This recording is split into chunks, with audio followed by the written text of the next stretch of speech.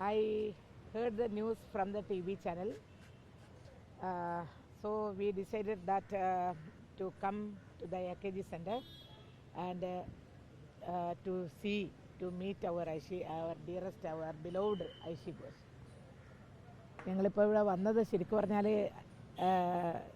അക്ഷരാർത്ഥത്തിൽ ഞങ്ങൾ അത്ഭുതപ്പെട്ടു പോയി. കാരണം ഇന്ന് മഴയത്ത് ഉച്ചവരെ ഞങ്ങൾ ജന്തർ മന്ദറിൽ ധർണയിലിരിക്കുകയായിരുന്നു.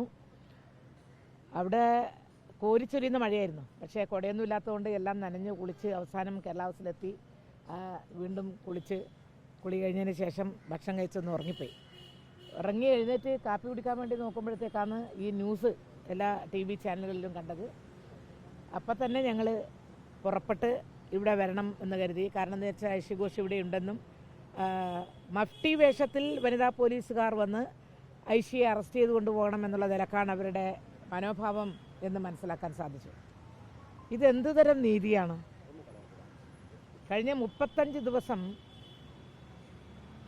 ജന്തർ മന്ദറിൽ CJP എന്ന് പറയുന്ന പ്രസ്ഥാനത്തോടൊപ്പം ചേർന്ന്, അസംഘടിതമാണെങ്കിലും അവർ തികച്ചും സംഘടിതരായിരുന്നു, ആ പ്രസ്ഥാനത്തിൻ്റെ ആ ഒരു വലിയ സംഘത്തിൻ്റെ ഒപ്പം ചേർന്ന് അവർക്ക് ഐക്യദാർഢ്യം പ്രകടിപ്പിച്ചുകൊണ്ട് നിരാഹാരമനുഷ്ഠിക്കുകയും അത് കഴിഞ്ഞതിന് ശേഷം മുഴുനീളം എല്ലാ ദിവസങ്ങളിലും അവരെ സഹായിക്കുകയും അവരെ പിന്തുണയ്ക്കുകയും ചെയ്തുകൊണ്ടിരുന്ന ഒരു പെൺകുട്ടി, ജവഹർലാൽ നെഹ്റു യൂണിവേഴ്സിറ്റിയിൽ PhDക്ക് പഠിക്കുന്ന ഒരു സ്റ്റുഡൻറ്റ്, SFIയുടെ ഊർജ്ജസ്വലയായിട്ടുള്ള പ്രവർത്തക എന്ന് ഞാൻ പറയും.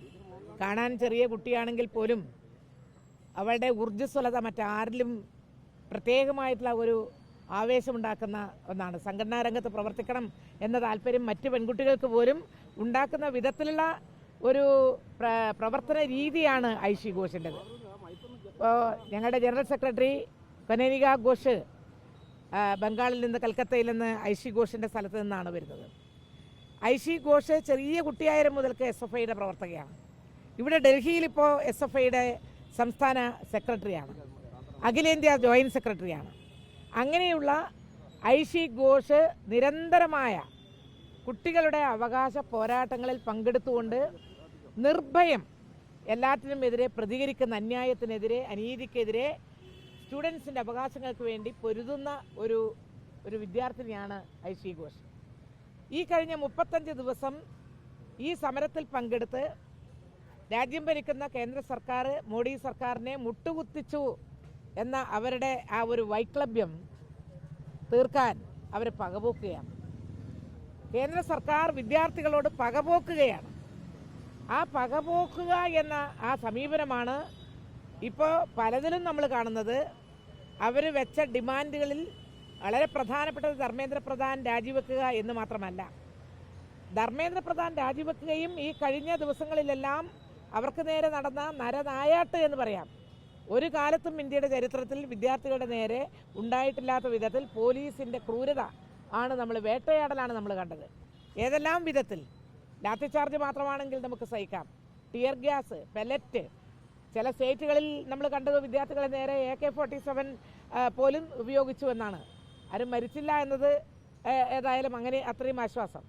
പക്ഷേ ഇവിടെ ഏതോ ഒരു കേസ് 2021 മറ്റോ ബംഗാളിൽ ഉണ്ടായിട്ടുള്ള ഒരു വിദ്യാർത്ഥി സംഘടനയുമായി ബന്ധപ്പെട്ട ബംഗ്ലാ ഭവനിൽ നേരെ ഡൽഹിയിൽ അല്ലേ, ഡൽഹിയിൽ ബംഗ്ലാ ഭവൻ്റെ നേരെ എൻ്റെ മുൻപിലേക്ക് നടന്ന ഒരു മാർച്ചോ, സാധാരണ കുട്ടികളുടെ മാർച്ചും പ്രകടനവും ധർണയും ഇതൊരു പുത്തനൊന്നും അല്ല, ഇന്ത്യക്കകത്ത് ഒരു പുത്തനല്ല.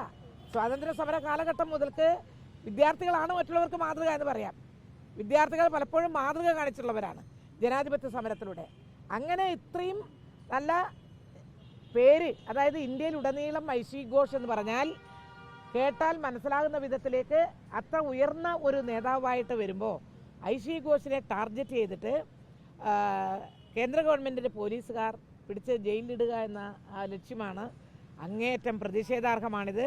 ഇന്ത്യയിലുടനീളം ഈ നീക്കത്തെ, പ്രത്യേകിച്ചും CPIMൻ്റെ ആസ്ഥാനത്ത് AKG ഭവനിൽ വന്ന് വളരെ ചതിയിലൂടെ ഐഷി ഘോഷിനെ അകത്താക്കാൻ കഴിയും എന്നായിരുന്നു അവർ ധരിച്ചത്. പക്ഷേ പെട്ടെന്ന് തന്നെ കാര്യങ്ങൾ മനസ്സിലാക്കി അവർ പിന്തിരിഞ്ഞ് പോയിട്ടുണ്ടാവുമെന്ന് ഞാൻ വിചാരിക്കുന്നു. ഞങ്ങൾ അഖിലേന്ത്യാ ജനാധിപത്യ മഹിളാ അസോസിയേഷൻ്റെ നേതൃത്വത്തിൽ അതിശക്തമായിട്ട് ഇതിനെതിരെ ഈ നീക്കത്തെ ഐഷി ഘോഷിനെ അറസ്റ്റ് ചെയ്യാനുള്ള കേന്ദ്ര ഗവൺമെൻറ്റിൻ്റെ പോലീസിൻ്റെ നീക്കത്തെ ഞങ്ങൾ ശക്തമായി അപലപിക്കുന്നു. അത് ശക്തമായിട്ട് പ്രതിഷേധിക്കണം എന്ന് ഞങ്ങൾ ആവശ്യപ്പെടുകയും ചെയ്യുന്നു. Our General Secretary also will speak some. Yes, Comrade, our President have said that only we have heard from the TV that police has come to AKG Bhavan, so we are coming. Listening that news, we are coming to see how police is like how police act like that. They has promised to student leaders that they will not take any action to the protesters. And how only 2 days has gone and they forgotten. They should not be there. We condemn this. We condemn this across the India. Many steps are now taken. They want to take. No, this should not be. We condemn this, and so we are coming, and again we will see what can they do. We will see.